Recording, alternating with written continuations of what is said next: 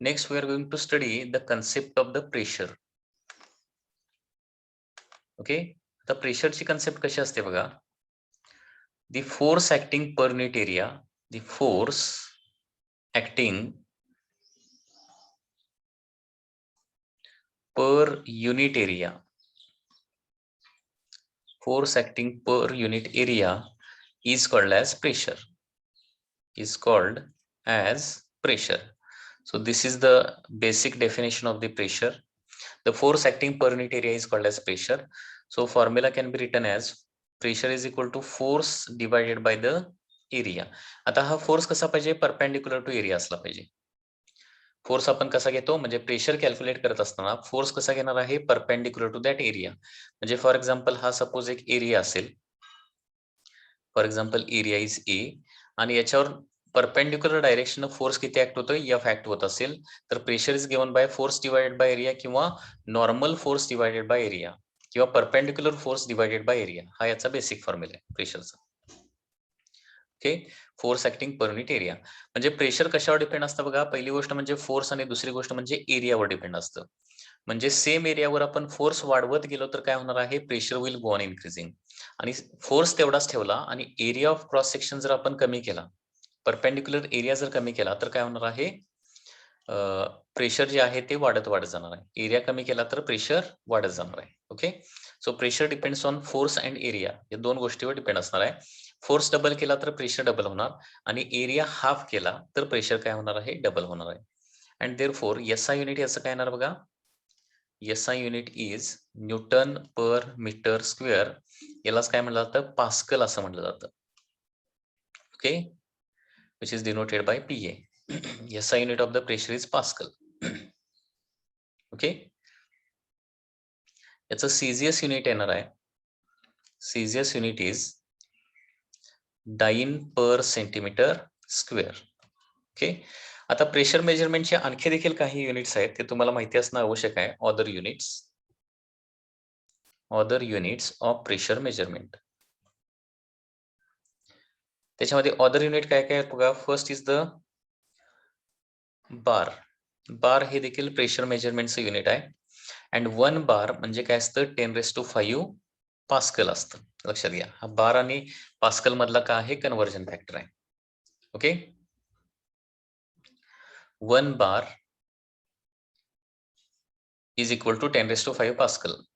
इथं क्वेश्चन आहे, what do you mean by thrust. Thrust म्हणजे फोर्स असतो एक प्रकारचा. Thrust is nothing but a force.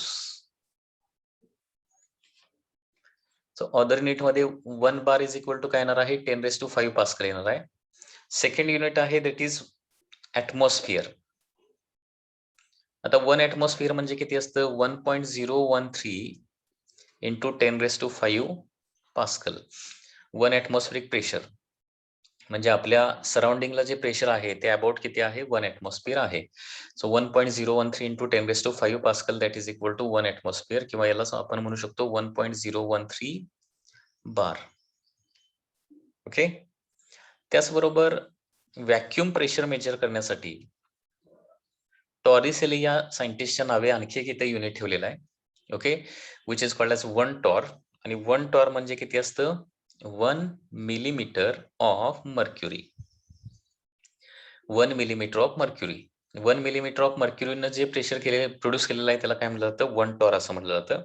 And 1 torr is equal to Pascal मध्ये येतं 133 Pascal, that is newton per metre square. Okay, so these are the different units of the pressure. ज्यावेळी तुम्ही व्हेकलच्या tyre मध्ये हवा भरताय, लक्षात घ्या, तिथं देखील एक युनिट असतं. ते कदाचित तुम्ही बघितलेलं असेल. व्हेकलच्या टायर मध्ये साधारणपणे 25, आपण फक्त नंबर सांगतो, 25 एअर आपण भरतो किंवा 30 प्रेशरनं एअर भरतो. तर त्याचं युनिट काय असतं, PSI. PSI. ओके, ते जर तुम्ही व्यवस्थित ऑब्झर्व केलं तर प्रेशर गेजेस म्हणजे व्हेकलच्या टायर मध्ये जे काही एअर भरली जाते ती कुठल्या युनिट मध्ये भरली जाते, PSI. म्हणजे 25 PSI, 30 PSI and so on. या पद्धतीनं ती एअर जी आहे ती या प्रेशरला भरली जाते, PSI. आता PSI चा लॉंग फॉर्म काय आहे, पाऊंड पर स्क्वेअर इंच. म्हणजे थोडक्यात FPS सिस्टम मधलं युनिट आहे. फूट पाऊंड सेकंड सिस्टम आहे ना ब्रिटिश सिस्टम. त्या ब्रिटिश सिस्टम मध्ये काय केलं जातं, प्रेशर मेजरमेंट साठी PSI युनिट वापरलं जातं, pound per square inch. Okay. आता हे प्रेशर जे आहे ती स्केलर वेक्टर की टेन्सर क्वांटिटी आहे, तर it is a scalar quantity. Okay, it is a scalar quantity. It is not vector or it is not the tensor quantity. So it is a scalar quantity. Pressure is the scalar quantity. आता प्रेशरचे काही consequences आपण बघूया किंवा real life example related to pressure. Okay, त्याला काय म्हणूया आपण, consequences of the pressure.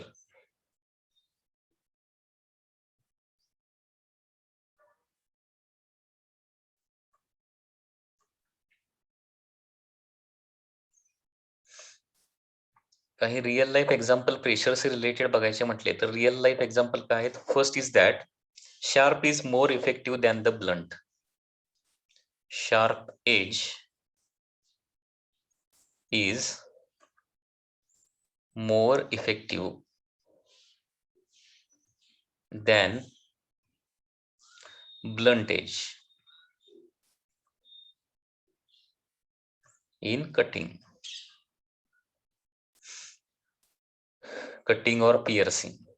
म्हणजे आपल्याला कटिंग करायचं आहे किंवा पिअर्स करायचं आहे. ओके, तर त्याच्यासाठी काय असते, शार्प एज जी आहे ती मोर इफेक्टिव्ह असते आणि ब्लंट एज जी आहे ती काय असते, लेस इफेक्टिव्ह असते. आता हे कशामुळे होतं, this is the concept related to the pressure. आता एखादा ऑब्जेक्ट जर कट करायचा असेल तर सर्टन अमाऊंट ऑफ प्रेशर त्या ऑब्जेक्टवर अप्लाय करावं लागतं. लक्षात येतंय मी काय सांगतोय, एखादा ऑब्जेक्ट कट करायचा असेल किंवा त्याच्यामध्ये पेनिट्रेट करायचं असेल, पिअर्स करायचं असेल, म्हणजे फॉर एक्झाम्पल एखाद्या सुईच्या साइन आपल्याला काय करायचं आहे, एका सरफेस मध्ये आपल्याला पेनिट्रेशन करायचं आहे, तर ते करण्यासाठी एक सफिशियंट अमाऊंट ऑफ प्रेशर लागतं. आणि प्रेशर कशावर डिपेंड असतं, फोर्स आणि एरियावर. आपण तेवढाच फोर्स जर अप्लाय केला तर क्रिएट झालेलं प्रेशर जे आहे ते कशावर डिपेंड असणार आहे, एरियावर डिपेंड असणार आहे. आता शार्प एजेसचा जो एरिया असतो, area which is in contact with that solid, sharp एजेसचा एरिया ऑफ कॉन्टॅक्ट काय असणार आहे, A is small for the sharp edges, is small for sharp edges. Okay, area that is area of cross section जो आहे, म्हणजे त्या sharp एजचा जो area आहे ना, तो काय असतो, स्मॉल असतो. आणि एरिया स्मॉल असल्यामुळे काय होणार आहे, तिथं सेम फोर्सला प्रेशर वाढणार आहे. आणि प्रेशर वाढल्यामुळे काय होणार आहे, that object we can cut easily. आणि ब्लंट एजेस जे आहेत ते ब्लंट म्हणजे त्याचा शार्पनेस कमी झालेला असतो, तर ब्लंट एजेस जे आहे त्याचा एरिया काय असतो, जास्त असतो. आणि एरिया जास्त असल्यामुळे काय होणार आहे, ज्यावेळी आपण सेम फोर्स अप्लाय करतो त्यावेळी एरिया पण वाढलाय, त्याच्यामुळे काय होणार आहे, pressure will be less. Blunt एजेसला एरिया जास्त असतो, त्याच्यामुळे प्रेशर कमी असतं. आणि प्रेशर कमी असल्यामुळे काय होऊ शकत नाही, तो ऑब्जेक्ट कट होऊ शकत नाही. लक्षात येते, म्हणजे एखादा ऑब्जेक्ट कट होण्यासाठी सर्टन अमाऊंट ऑफ प्रेशर त्या सरफेसवर अप्लाय करावं लागेल. Certain amount of pressure apply केल्यानंतरच ऑब्जेक्ट कट होणार आहे. ओके, आणि pressure is inversely proportional to area. Sharp एजेसचा एरिया कमी असतो आणि त्याच्यामुळे जास्त प्रेशर ते क्रिएट करतात शार्प एजेस. आणि जास्त प्रेशर क्रिएट झाल्यामुळे शार्प एजेसमुळे ऑब्जेक्ट जो आहे तो इझिली कट होतो.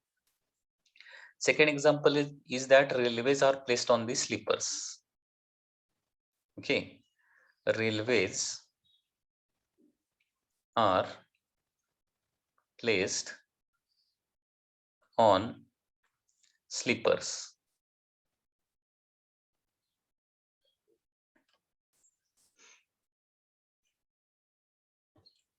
Railways are placed on the slippers.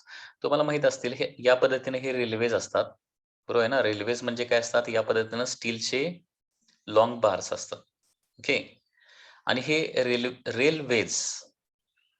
Railways म्हणजे स्टीलचे हे बार जे आहेत त्याच्या खाली जर तुम्ही बघितलं तर या पद्धतीने काय केलेले असतात, स्लीपर्स बसवलेले असतात. These are called as sleepers. म्हणजे रेल्वे स्लीपरवर बसवले जातात. रेल्वेज डायरेक्टली ग्राउंडवर बसवले जात नाहीत. याचं रिझन काय आहे लक्षात घ्या. हे जे रेल्वेज जे आहे त्यांचा एरिया काय असतो, लेस असतो.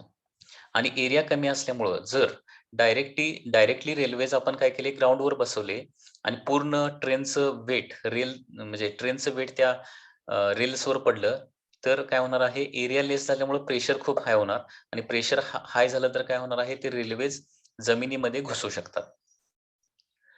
म्हणजे एरिया ऑफ क्रॉस सेक्शन कमी, त्याच्यामुळे प्रेशर जास्त आणि प्रेशर जास्त झाल्यामुळे ते रेल्वे जे आहेत ते काय होणार आहेत, जमिनीमध्ये पेनिट्रेट होण्याची शक्यता असते, जमिनीमध्ये घुसण्याची शक्यता असते. आता हे जे स्लीपर्स आहेत, okay, these are called as slippers.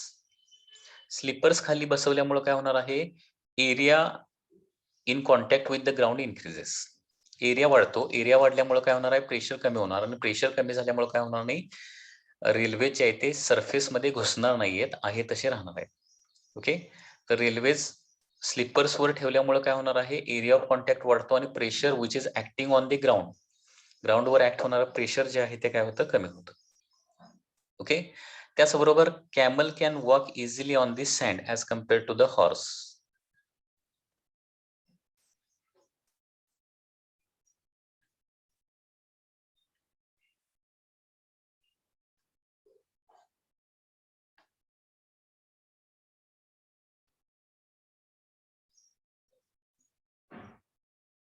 This is one more example.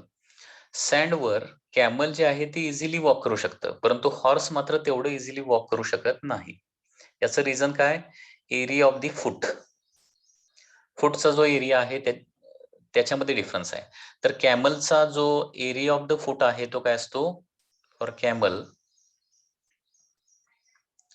Area of foot is more आणि एरिया वाढल्यामुळे काय होणार आहे, camel exert less pressure on this sand.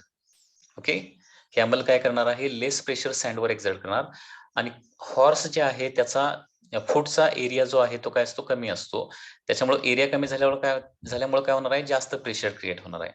So horse exert more pressure on the sand. म्हणजे लक्षात घ्या, same वेटचे आपण camel आणि हॉर्स जर घेतले, सेम वेटचे कॅमल आणि हॉर्स जर घेतले, तर सँडवर जास्त प्रेशर कोण एक्झर्ट करणार आहे, हॉर्स जास्त प्रेशर एक्झर्ट करणार आणि जास्त प्रेशर एक्झर्ट करत असल्यामुळे काय होणार आहे, फूट जे आहे ते सँड मध्ये घुसणार आहे जास्त and therefore walking is difficult for the horse. Okay, so camel area of the foot is more. Okay, so for camel area of the foot is more, so pressure is less, pressure is less. आणि हॉर्सला काय असणार आहे, for horse area of foot is less and therefore it exert more pressure on the sand, and due to high pressure the foot penetrate into the sand.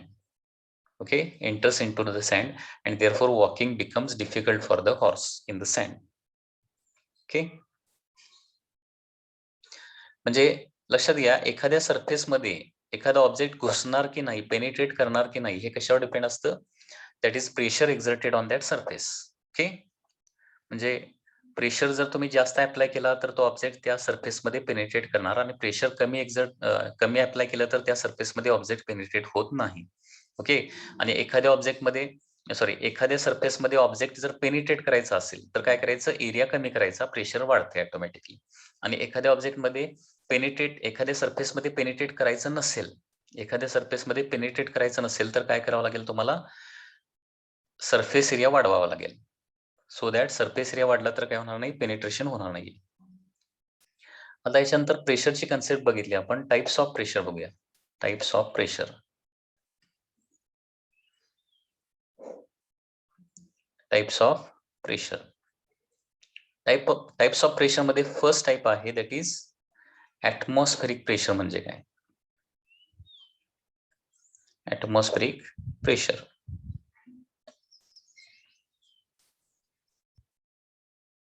आता atmospheric pressure म्हणजे काय असतं बघा, पुन्हा एकदा डेफिनेशन तशीच आहे, force exerted per unit area. बघा पुन्हा एकदा, फोर्स एक्झर्टेड पर युनिट एरियाच आहे, that is the pressure. Force exerted per unit area bye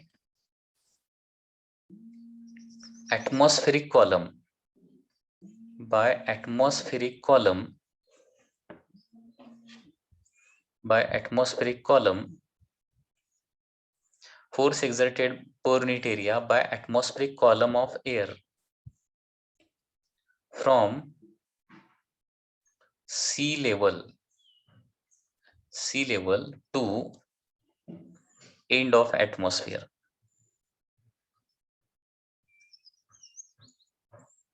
is called as atmospheric pressure.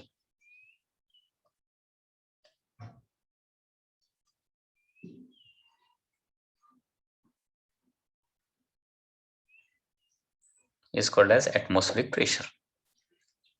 So this is the definition of the atmospheric pressure. Force exerted per unit area by atmospheric column of air from sea level, from the sea level to the end of atmosphere is called as atmospheric pressure. म्हणजे लक्षात घ्या, suppose this is the sea level पासून atmosphere जो जिथपर्यंत end होतोय, okay, तिथपर्यंत आपण air column घेतला, एअर कॉलम या पद्धतीनं, म्हणजे suppose this is sea level and this is end of the atmosphere. End of the atmosphere किती डिस्टन्सला आहे सरफेस पासून, तर साधारणपणे 400 किलोमीटर. ॲटमॉस्फिअर जे आहे ते सरफेस पासून 400 किलोमीटर पर्यंत आहे. तर सी लेवल पासून 400 किलोमीटर हाईट पर्यंत जे काय एअर आहे, त्या एअरनं एक्झर्ट केलेला फोर्स पर युनिट एरिया, कारण ही जे एअरचा कॉलम आहे त्याला काहीतरी वेट असणार आहे, which act on the surface. So this force acting per unit area by the atmospheric column from the sea level to the end of atmosphere is called as atmospheric pressure. Okay, concept लक्षात आले का बघा. So atmospheric pressure ची concept लक्षात आले का बघा. Atmospheric pressure it is generally denoted by P atmosphere किंवा आपण हे P नॉट न रिप्रेझेंट करतो. Atmospheric pressure is represented by PATM और P not.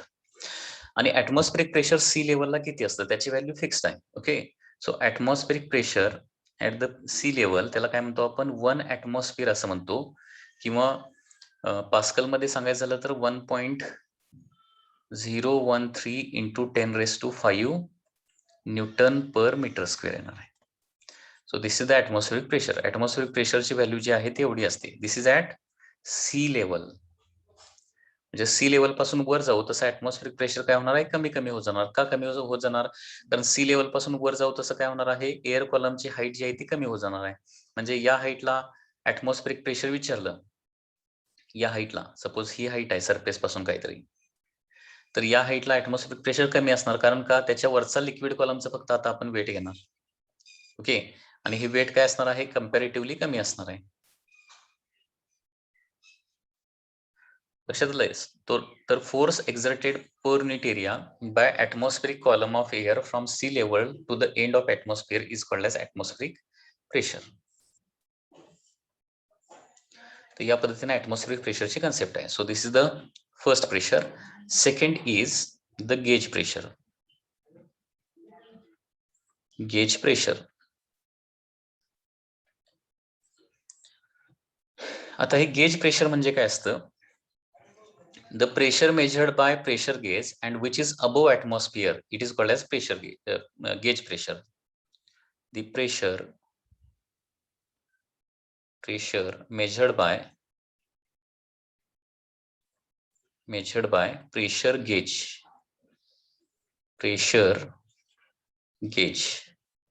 the pressure measured by pressure gauge, okay, which is above atmosphere,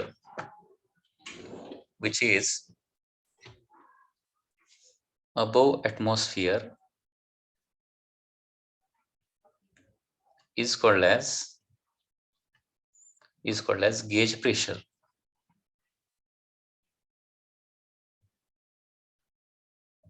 okay, म्हणजे सगळे जे pressure gauges आहेत, म्हणजे फॉर एक्झाम्पल आपल्या व्हेकलच्या टायर मधले हवा किती प्रेशरला आहे, एअर किती प्रेशरला आहे, ते मेजर करण्यासाठी आपण एक प्रेशर गेज वापरतो, बरोबर आहे ना. तर त्या प्रेशर गेजनं दाखवलेलं जे रिडिंग आहे त्यालाच काय म्हणायचं, गेज प्रेशर असं म्हणायचं. आणि ते जे रिडिंग आहे ना ते ॲटमॉस्फेरिक प्रेशरच्या वरचं असतं. म्हणजे gauge pressure atmospheric pressure plus tyre मधलं प्रेशर मेजर करत नाही. कारण लक्षात घ्या, तुमच्या व्हेकलच्या टायर मध्ये प्रेशर किती असणार आहे, ॲटमॉस्फेरिक प्रेशरच्या वर. म्हणजे फॉर एक्झाम्पल टायर मध्ये 30 ची एअर भरलेली असेल, 30 PSI ची एअर जर भरलेली असेल, तर त्याचा मिनिंग काय होतो, टायर मधलं प्रेशर ऍटमॉस्फेरिक प्रेशरच्या वर किती असणार आहे? 30 PSI असणार आहे. ओके, सो थोडक्यात pressure above atmosphere it is called as gauge pressure. म्हणजे शॉर्ट मध्ये आपण असं पण म्हणू शकतो, pressure measured above atmosphere.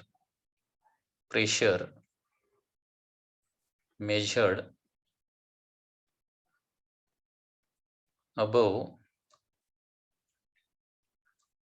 atmosphere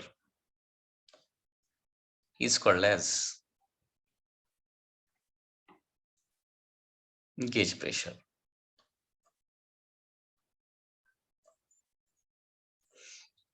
pressure measured above atmosphere म्हणजे ऍटमॉस्फेरिक प्रेशरच्या वरचं जे प्रेशर आहे, जे आपण डे टू डे लाईफ मध्ये मेजर करतो, त्याला काय म्हणायचं? Gauge pressure.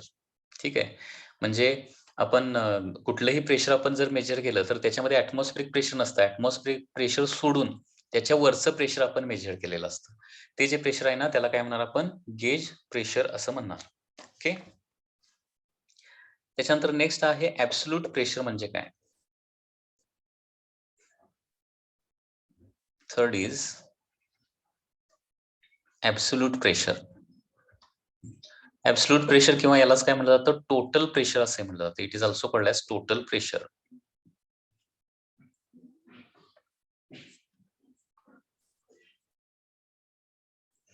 ओके, तर ऍब्सोल्यूट प्रेशर म्हणजे काय? The sum of gauge pressure, sum of gauge pressure and atmospheric pressure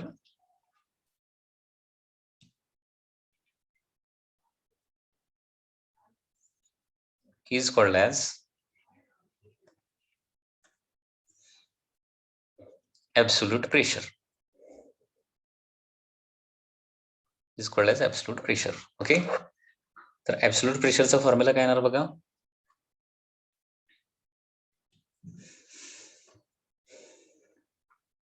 Absolute pressure is equal to atmospheric pressure plus gauge pressure. कारण पुन्हा एकदा बघा, गेज प्रेशर म्हणजे कुठलं? डेफिनेशन मध्ये काय सांगितलंय? ऍटमॉस्फेरिक प्रेशरच्या वरचं जे प्रेशर आपण मेजर केलेलं आहे त्याला काय म्हणतो आपण? Gauge pressure. म्हणजे एखाद्या पॉइंटला एकूण प्रेशर किती असणार आहे? तिथं असणार आहे ऍटमॉस्फेरिक प्रेशर प्लस प्रेशर गेजच्या साहाय्याने मेजर केलेलं प्रेशर. लक्षात येत आहे? म्हणजे फॉर एक्झाम्पल प्रेशर किंवा गेज प्रेशर, समजा असं सांगितलं, gauge pressure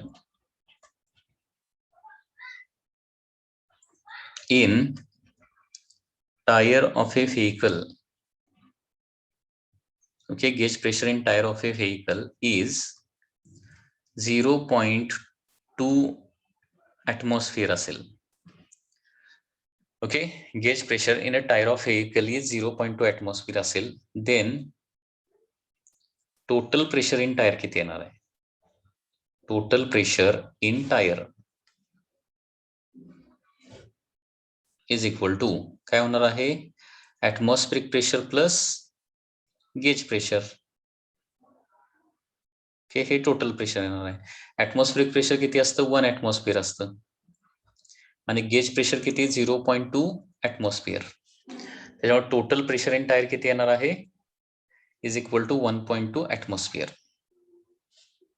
so therefore total pressure किंवा ऍब्सोल्यूट प्रेशर काय येणार आहे? Is equal to 1.2 atmosphere. लक्षात आलं? या पद्धतीनं ऍटमॉस्फेरिक प्रेशर, गेज प्रेशर आणि ऍब्सोल्यूट प्रेशर या 3 प्रेशरची कन्सेप्ट आहे. Okay, there is one more pressure which is also called as vacuum pressure.